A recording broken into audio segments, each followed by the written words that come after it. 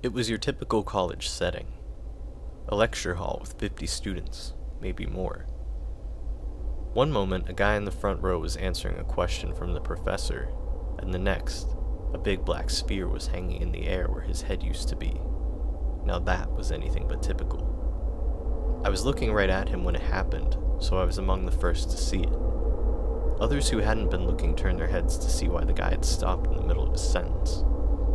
Nervous chatter quickly filled the room. "What is that? Do you think he's okay? Someone go get the..." It was like static on the radio, amplified by 1,000. 100 hands clasped 100 ears. The air around the sphere distorted for a second, returning to normal as the effect moved outward, passing through the rest of the room. My entire body shook and went cold as it hit me. The 5 closest to the sphere had been affected differently, more strongly. As mostly everyone else crowded the exits, they stood frozen in place, seemingly unable to move. One of them, a brown-haired guy in a red shirt, began shaking wildly. His mouth opened like he was trying to scream, but what came out was a high-pitched whine, similar to a dentist's drill. He exploded. There was a wet squelch, like someone stepping in mud, and the guy was in 100 pieces. Droplets of his blood stayed suspended around the sphere, a crimson-colored mist, before settling down to the floor. The rest of him was everywhere. On the floor, on tables, on people's skin and clothing, all the way to the back of the room. One slimy chunk of skin hit me right in the face. I'd joined the others at the doors, but something was wrong. Someone was shouting that they were stuck, that they couldn't be opened. That's impossible, I thought. There were 6 doors out of the room, 3 on this side and 3 on the other, and they couldn't all be locked. I pushed my way through and gave all 3 a try for myself, but they were right, none of them would budge. I rammed the closest one with my shoulder, but even with the terror-induced adrenaline, it wasn't enough. A handful of other students joined me, and we all threw our weight against the door at once, before repeating the action several more times. The door shuddered, but wouldn't give way. A quick glance told me the same thing was being tried on the other side of the room, to no avail. I looked back to the group of 5, positioned around the sphere. Another had gone into convulsions like the man before, but a woman this time. She spun so she was facing the door and opened her mouth, but no sound came out. A concentrated black beam of something did instead. Think of a cartoon robot firing a big fat laser out of its mouth, and you've got the idea. The woman turned her head and the beam swung along the length of the far wall, passing through several people as it did so. They exploded, one after the other. Louder now, loud enough to drown out all the screams. My body rattled violently, knocking me off balance. I stumbled, and the cold hit me, like being buried in ice. It lasted several seconds longer this time. A vision entered my mind of a black tower, piercing a blood-red sky. The tower climbed higher than I could see, incomprehensibly high. It spoke to me, its voice directly inside my head. Freedom, at last. The vision faded.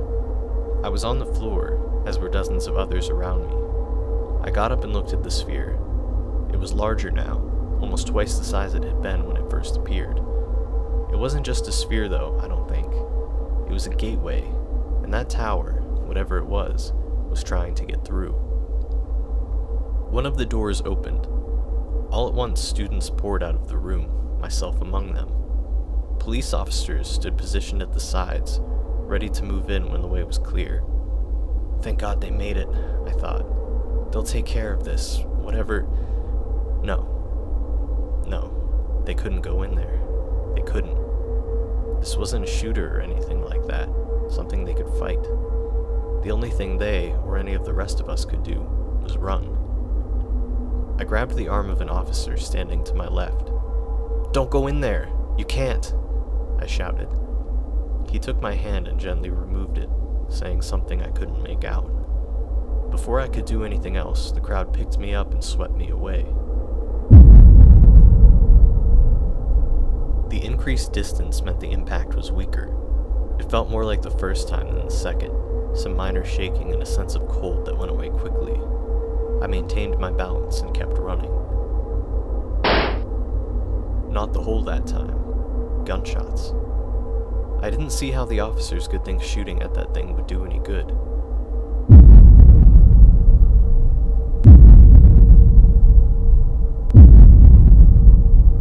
Someone screamed, "They're shooting at us!" But that couldn't be. They were the police. They were there to... In the corner of my eye, I saw an officer. He stood outside but was facing in through the window, his shotgun aimed directly at the crowd. The window shattered. One person fell, another stumbled. Blood trickled down the side of her leg. A guy, a hero whose name I may never know, leaped through the obliterated window and rushed the officer head on. He took a blast directly to the chest and went down, flat on his back. His sacrifice provided just enough opportunity for a small group to seize the officer and get him on the ground.